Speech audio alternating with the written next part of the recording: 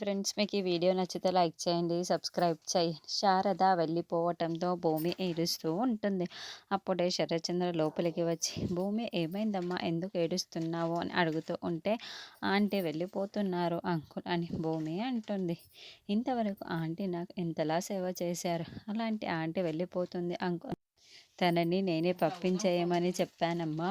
ఇదిగో మీ అమ్మ లాంటి అపూర్వ ఉంది కదా నీకు సేవ చేయడానికి అని శరత్చంద్ర చెప్పగానే అపూర్వ షాకింగ్గా చూస్తూ ఉంటుంది.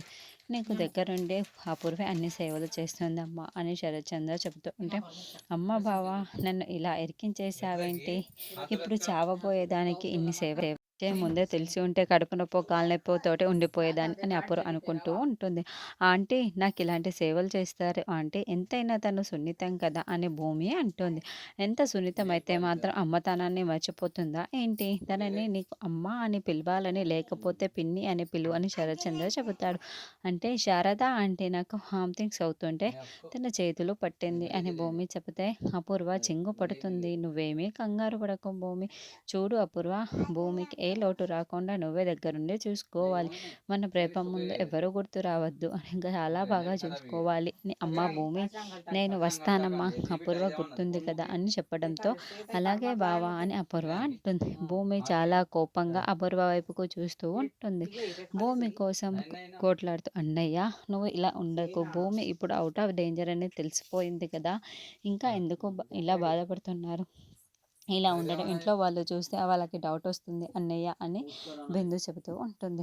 లేదు, భూమి పూర్తిగా కోలుకునే వరకు నాకు ఈ బాధ చాలా బాధగా ఉంది అని చెర్రి బాధపడుతూ ఉంటాడు. అప్పుడే మీరా ఇంటికి వచ్చి, అత్తయ్య ఇప్పుడు భూమికి ఎలా ఉంది అని అడగడంతో, ఇప్పుడు బాగానే ఉంటా అమ్మ అని బామ్మ చెబుతుంది.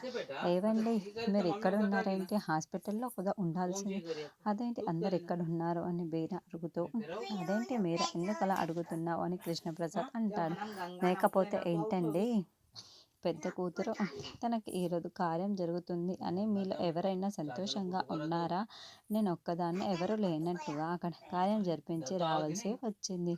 భూమి కోలుకుంది కాబట్టి సరిపోయింది. భూమికి బరువు లేకపోతే మీరు ఆ భూమి చుట్టూ తిరిగేవాళ్ళు, ఈ కార్యాలు వద్దని పోస్ట్ పోన్ చేసేవారేమో అని మీరా అంటుంది. అదేంటి మీరా, భూమి మనకు కావాల్సిన అమ్మాయి, అలా మాట్లాడుతున్నావు అని కృష్ణప్రసాద్ అంటాడు. అసలు ఇది పెళ్లి జరిగిన ఇల్లులా అనిపిస్తుందా, ఎవరి పాటికి వాళ్ళు బాధపడుతూనే ఉన్నారు.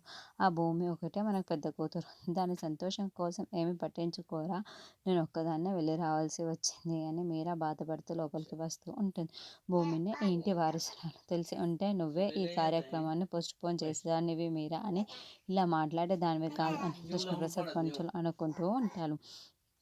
బాధపడుతున్న చెల్లి ఇలా బాధపడుతూ కూర్చున్నావు, ఏమైందిరా అని కృష్ణప్రసాద్ అడుగుతూ ఉంటాడు.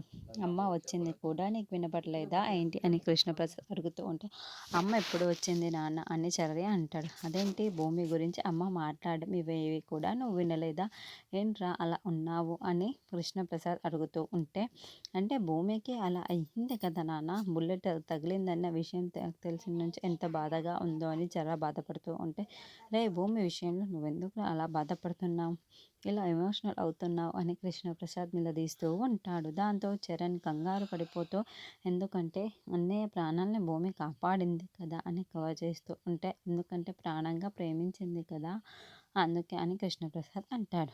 అయితే కృష్ణప్రసాద్ నోరు జారినందుకు ఒక్క క్షణం ఆగిపోయి షాకింగ్గా చూస్తూ ఉంటాడు. నాన్న ఇప్పుడు మీరు ఏమన్నారు అని ప్రశ్నిస్తూ ఉంటే చెర్రి, అది కాదురా, భూమి ఈ ఇంట్లో వాళ్ళందరినీ ప్రాణానికి ప్రాణంగా ప్రేమిస్తుంది కదా, తన ప్రాణాలని అడ్డు వేసుకొని ఈ కుటుంబం కోసమే అడ్డు వేసుకుంది అని కృష్ణప్రసాద్ కవర్ చేసేస్తూ ఉంటాడు.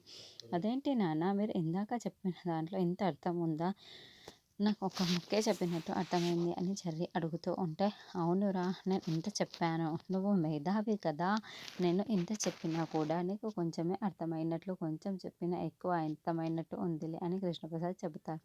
శరత్చంద్ర ఇంటికి రాగానే ఇద్దరు పరిగెత్తుకుంటూ నిల్చొని భూమికి ఎలా ఉంది అని ఇద్దరు ఒక్కసారిగా అడుగుతూ ఉంటారు. ఇప్పుడు తనకు బాగానే ఉంది, డిశ్చార్జ్ చేసిన తర్వాత ఇంటికి తీసుకురావాలి అని అనుకుంటున్నాను, బిందుకు చెప్పి ఒక గదిని రెడీ చేసి ఉంచమని శరత్చంద్ర చెప్పడంతో, అలాగే మామయ్య, అలాగే నేను దగ్గరుండి చూసుకుంటాను అని చర్య చెబుతాడు.